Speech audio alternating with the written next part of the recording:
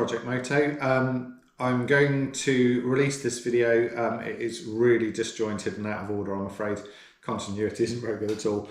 But if I don't do it now, I'm never going to do it. I'll confess to you, there was so much video, I did so much work on this bike that it all became a bit overwhelming with putting the video together. So I hope you enjoy it, and if you watch to the end, you'll see the bike start for the first time in probably 20 or 30 years, I don't know. So the bike has made great progress and we're nearly there. Anyway, enjoy. Hi, so another day working on the bike. Today I've got to start looking into some remedial work. I've done a little bit.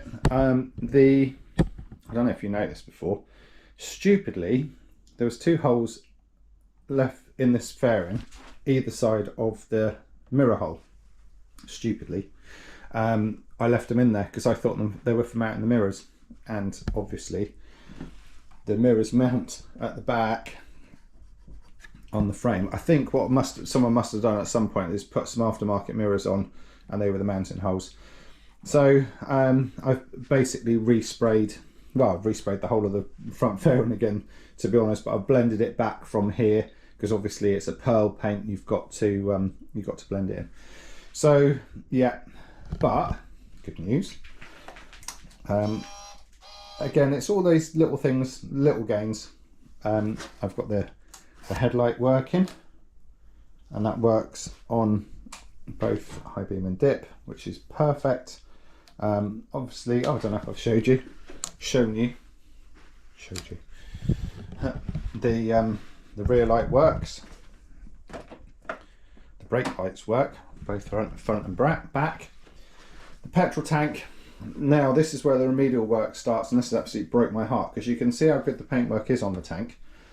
Unfortunately, when I went over this tank, and I was so careful to make sure I got every little pinhole, I found a couple of pinholes came through the paintwork at the back, at the bottom, when I put petrol in.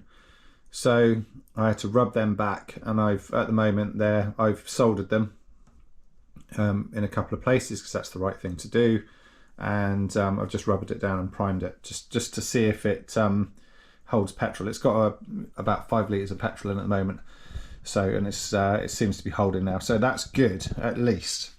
The exhausts are put on roughly, okay, so I've made some little brackets up because maybe these exhausts are for an F2, I don't know, they're a little bit short on the short side, but they work absolutely perfectly. They've cleaned up okay. It's just a bit of remedial work to do on the welds and stuff. Again, the engine, need to have a look at that really. It runs, I've got it running really nicely, but the air mixture screws wound right in. I don't know why that is, so I need to do some research into that. It's a bit of a weird one really. It's the same as the BSA. They both do the same thing. When the air screws wound all the way into the carburetor, the bike will run fine. As soon as you wind it out, it either makes little difference at all, or it stops the bike running. This one, which I'm flattening the battery on, this one, the air screw, if I screw out half a turn, 3/4 of a turn, the bike will run, but not as nicely as if the air screws wound all the way in. Why is that then? If you know, comments please, in the comments. Yeah, I have to do some work on the oil pump. Although I replaced a couple of seals and gaskets, I didn't replace all of them, and it leaks. Bummer. The power valves, I actually made a video about this, or I'm going to make a video about this, but the cables are fitted. I've got the correct cables now. The ones that I had before were the correct cables, but they were too long on the inners, and that didn't work. And that's it. Oh, I had to change the seat.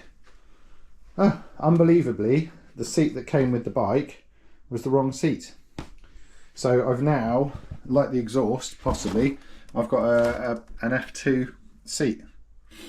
But anyway, we're getting there. We're definitely getting there. The only thing that is a real pain in the ass is this front fork seal is leaking, and I want to know why. because it's leaking too much. This one's absolutely perfect. You sometimes get a tiny little smear of oil on fork seals when they're new, but after a while. But this one's actively leaking. So unfortunately, I'm going to have to take the whole front end of the bike off. Well, not the whole front end, but this side, front wheel, etc. And drain all the oil out the fork and see if I can find out why that's leaking. So that's my job for this morning. Okay, well, I found the problem. Bizarrely, this fork seal looks like it's like 20 years old. I don't really understand. But I must have like snared it, putting it in, and took this edge off. But I don't know. It just looks old. It doesn't. I suppose it feels soft, but just the whole thing looks really beaten up. Don't get it.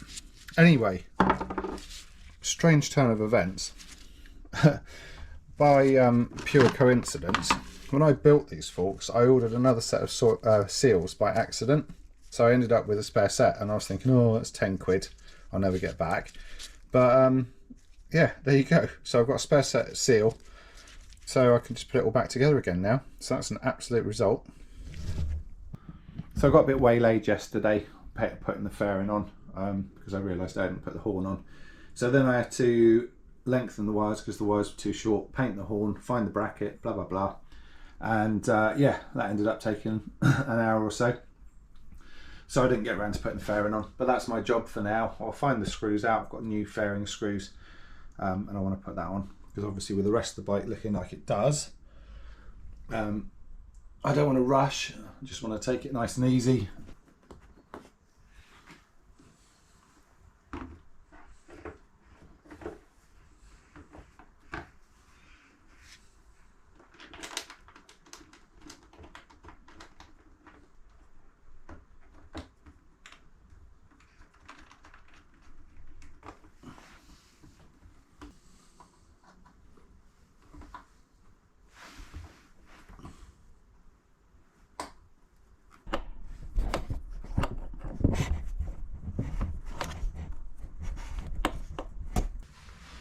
Ta-da!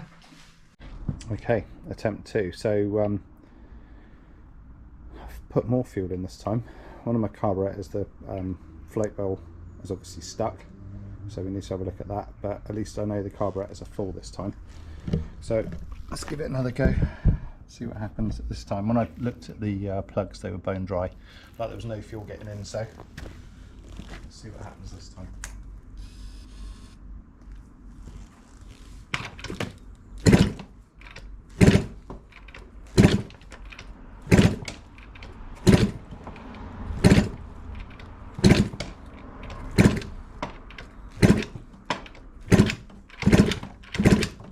One eternity later.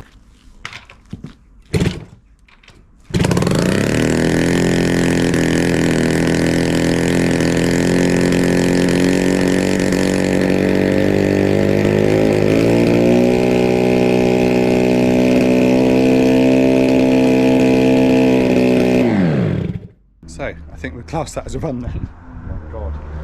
Right, so it runs. I just need to suss out the throttle a little bit, and then we'll give it another run and see what happens.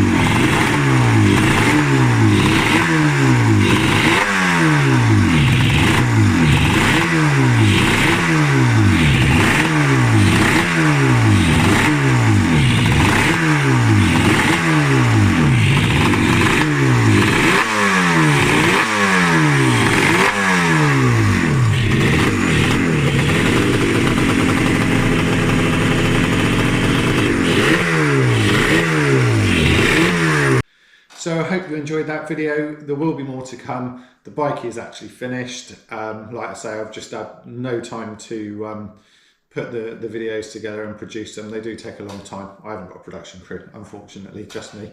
So I will do more. I will do a video of the bike running and riding when the weather improves. It's still quite cold here. At the moment, in my life, the BSA is currently back in bits because I want to make that better for this year's Distinguished Gentleman's Ride, so there'll be more on that.